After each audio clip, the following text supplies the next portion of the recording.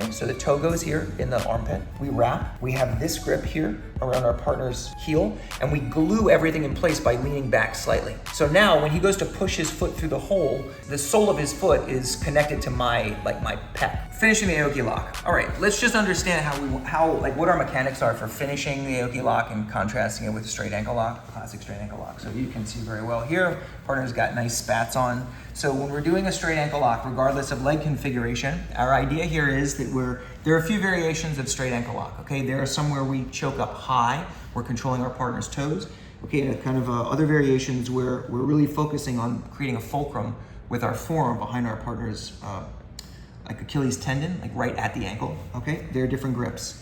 You can grip this way, some people grip this way, this kind of figure 4 grip, right? But generally speaking, when we're looking to finish a straight ankle lock, it's not a twisting lock.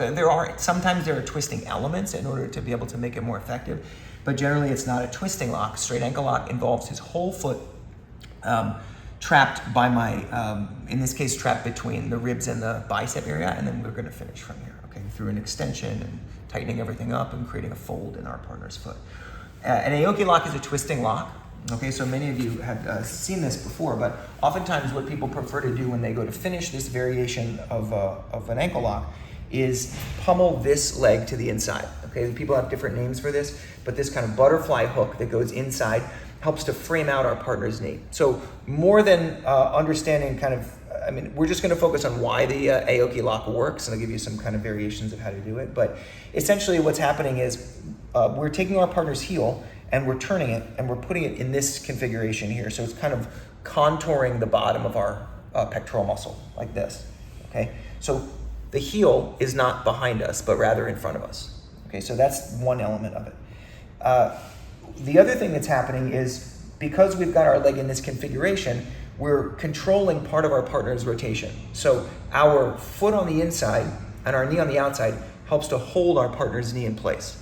Okay, if you go to try to lock up your partner's foot in this way and you want to keep it here and you don't have a counterforce, then you're going to find that when you go to exert pressure, twisting pressure here, your partner's knee will rotate outwards, and that's going to alleviate some of the tension on the lock. Okay, so the knee here is pushing in, the foot is pushing out, so that kind of stabilizes this part of our partner's leg. Next, we need to make sure that our partner's heel can't rotate up too far towards the sky, because if we have this structure in place, but we're not blocking our partner's heel, then he can still twist his heel up and alleviate some of the pressure. So there are a few ways of doing this. The way that we're looking at is going to use this grip, a V grip essentially here, holding our partner's heel. So this holds the heel in place. Our arm closes over our partner's toes so that we have as the lever for the finish his big toe here. Okay, so the toe goes here in the armpit. We wrap. We have this grip here around our partner's heel, and we glue everything in place by leaning back slightly. So now when he goes to push his foot through the hole, the sole of his foot is connected to my pec, my chest here.